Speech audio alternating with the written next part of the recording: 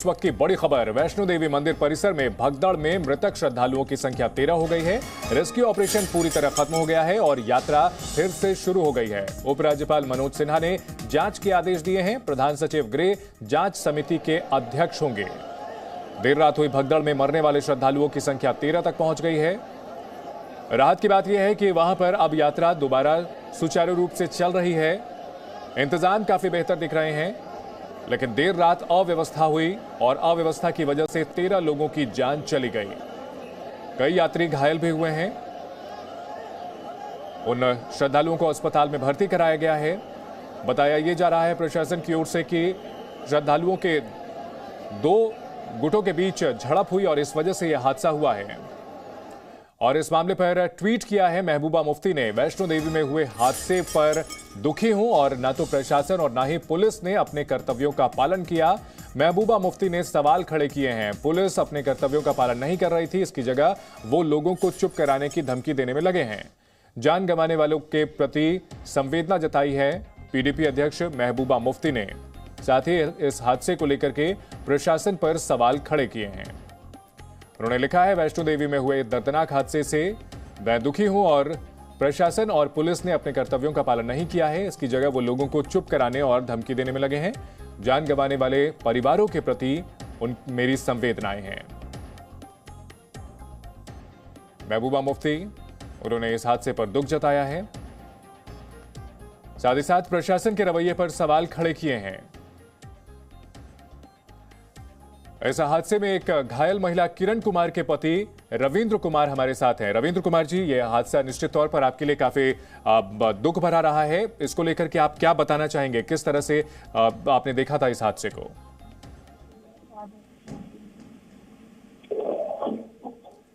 रविंद्र जी, आप हमें सुन पा रहे हैं तो जी न्यूज पर आप बता सकते हैं। हेलो जी, आप हमें सुन पा रहे हैं रविंद्र जी? तो बताएं कि हादसे के दौरान क्या कुछ देखा आपने?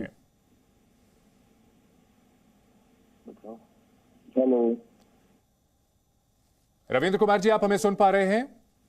हाँ जी सुन रहा हूँ जी। जी, अपना अनुभव बताएं। क्या हादसे के दौरान क्या गुजरी आप पर?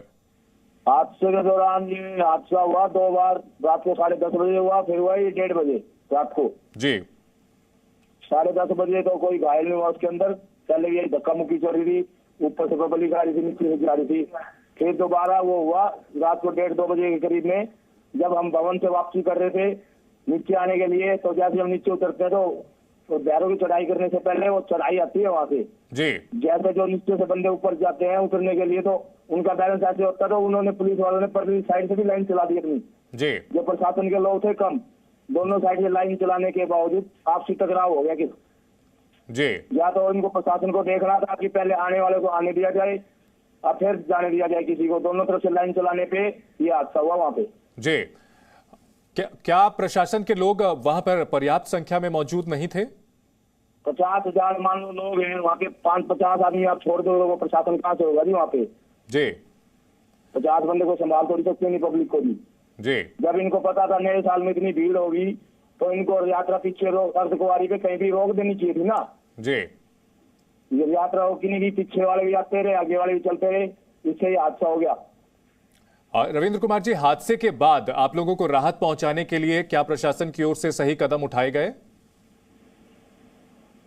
प्रशासन की तरफ से जिनके साथ जो होना था, जो कुछ लोग 12-13 लोगों की वहीं पे मृत्यु होगी, भीड़ बहुत ज्यादा थी, उन सबको फिर बाद में डिस्पेंसरी में ले जाया गया। वहां से फिर हमारी गुड़िया तो ट्रांसफर कर दिया नारायणा में, जहाँ इनका हॉस्पिटल था वहां पे एम्बुलेंस से भेजा गया। जी। रविंद्र जी, इस हादसे के लिए आप किसे जिम्मेदार मानते हैं? मैं सबसे ज्यादा प्रशासन को जिम्मेवार मानता हूँ। अगर ऑनलाइन यात्रा पर्ची टिकट जो ऑनलाइन बनती है तो इनको पता है कि इतने लोगों को हम संभाल पाएंगे, तो उतना ही इनको बुलाने चाहिए, उतने ही लोग। जी।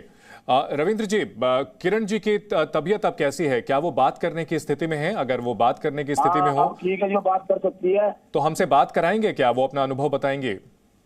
हाँ, बात करा देता हूँ जी, बात कराएं।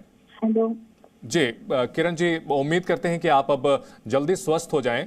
आप कल रात को किस तरह से हादसा हुआ बताएं हमारे दर्शकों को।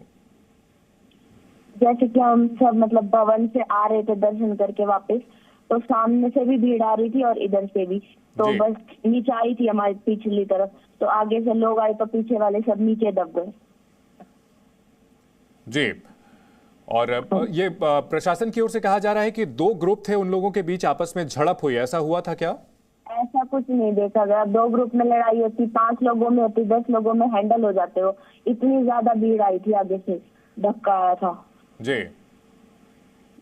बस कंट्रोल से बाहर थी भीड़, और कुछ लड़ाई झगड़ा तो कुछ नहीं था। जी।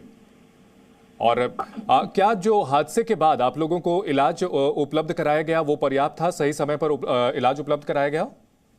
हाँ जी, इलाज तो सही टाइम पर। जी।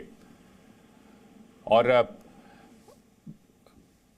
जिस तरह बताया जा रहा है कि भीड़ जो है काफी ज्यादा थी सामान्य दिनों के मुकाबले, क्या ज्यादा भीड़ की वजह से हादसा हुआ? प्रशासन के लोग जो है वहां पर कम थे, इस वजह से हादसा हुआ? हाँ जी, प्रशासन के, अब देखो हजारों लाखों आदमी है, उनको 10, 20, 25 आदमी थोड़ी हैंडल कर सकते हैं। जब सब कुछ हो गया उसके बाद फोर्स आई, पहले होनी चाहिए ना। जी बिल्कुल, ये हादसा हुआ है और अब जो हादसे के शिकार हुए किरण जी वो हमारे साथ बात कर रही हैं। वैष्णो देवी मंदिर में भगदड़ में 13 लोगों की जान चली गई है। ये बताएंगे कि कहां पर यह हादसा हुआ था, एग्जैक्ट वहां लोकेशन क्या थी? ये भवन से बाहर आने के बाद, जब इस साइड बैरो की साइड चढ़ाई से पहले। जी,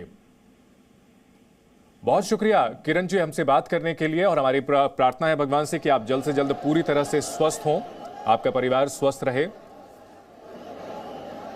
तो हादसा हुआ, हादसे में 13 लोगों की जान चली गई है। जो लोग घायल हुए हैं उनमें से एक घायल किरण जी से हमने भी बातचीत की है, जिन्होंने बताया कि वहां पर भीड़ काफी ज्यादा थी और दोनों तरफ से ऊपर जाने वाले और नीचे उतरने वाले आमने सामने आ गए। प्रशासन के लोग काफी कम थे और इस वजह से ये हादसा हुआ है। Presenting B News app, available on Google Play and App Store. Download it now.